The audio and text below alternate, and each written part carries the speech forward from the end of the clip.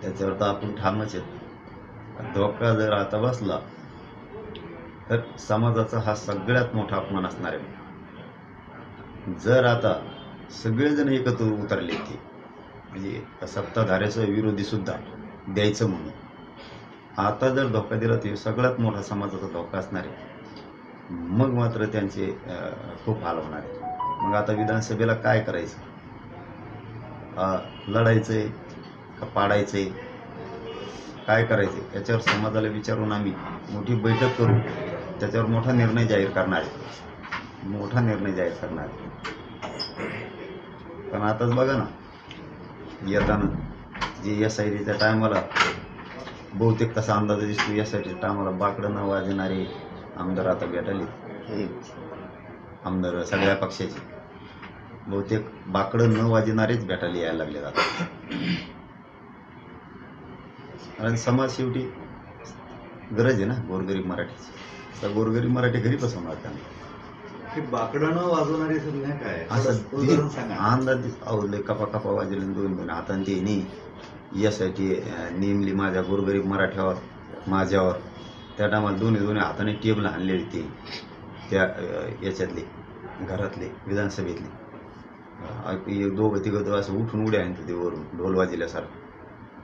पण जे नाही वाजलेले आमदार सगळ्या पक्षाचे सत्ताधाऱ्याचे विरोधाचे ते मराठ्याच्या मागणीच्या बाजूने आता रोज भेटायला येत आहे. एक असा अंदाज दिसतो की ते वाजणाऱ्यातले नाही येत म्हणून भेटायला यायला. आणि काय आम्ही वाईट नव्हतं केलं, त्याने नव्हतं ते समाजाच्या विरुद्ध डिसिजन घ्यायला पाहिजे होतं. पण जाऊ दे, यायला लागलेत. शेवटी समाज मोठा आहे.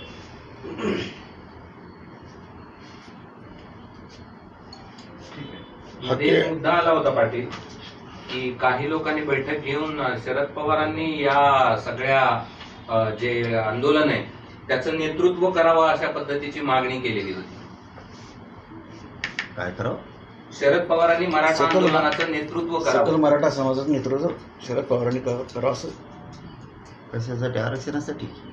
सर्व समाज तुमच्या आंदोलनाचं नेतृत्व आता होतं तेव्हा नाही ना आता. वा, तुमचं नेमकं आंदोलन संपलं आहे, पण लक्ष्मण हाके तिथे वेशीवर बसलेले आहेत. आंदोलन त्यांचं सुरू आहे आणि संविधान वाचवा आणि आरक्षण सुरक्षित करा असं त्यांचं म्हणणं आहे. नाही, आपण ज्या त्याचा अधिकार आहे त्याच्यावर बोलत नसतो कोणावर. आणि त्यांना आपण विरोधक कोणालाच मानलेला नाही. मानलेला आहे तेव्हा आहे, त्यांना कधीच मानलेलं नाही. त्यांच्या विरोधात आपण कधी आत्तापर्यंत बोललेलं सुद्धा नाही. शब्द एक सुद्धा. आपलं ते एवढं एकच आहे, खरी मराठ्यांची काडी करून वाटोळ करणार. छगन भुजबळ असं म्हणाले की जरांगे पाटील राज्यातील 288 उमेदवार उभे करावेत तुम्ही. आम्ही त्यांचे स्वागत करतो आणि देशाला एक नवीन नेता मिळेल. आणि तुम्हाला शुभेच्छा देतात. तुम्ही मालपूर नेता व्हायचे शुभेच्छा द्यायला ते बोललं की त्याला तर दमत नाही का. त्याच्यावर नाही देत मी आता.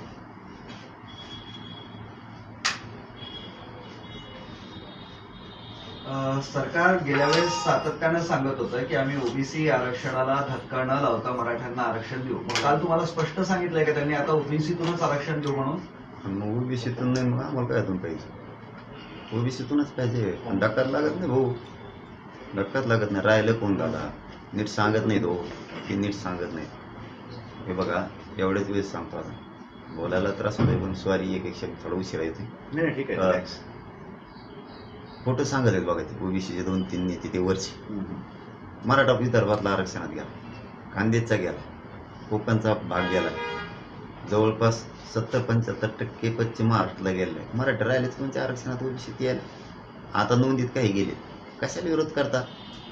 माझा तर सल्ला आहे, सल्ला देण्या इतकं मोठं मी नाही, पण माझं म्हणणं आहे त्यांना की तुम्ही उलट मराठ्यांच्या बाजूने व्हायला पाहिजे. ओबीसीच्या नेत्यांना राहिलेले घेऊन टाकले आनंदात, असे जाणारच आहेत.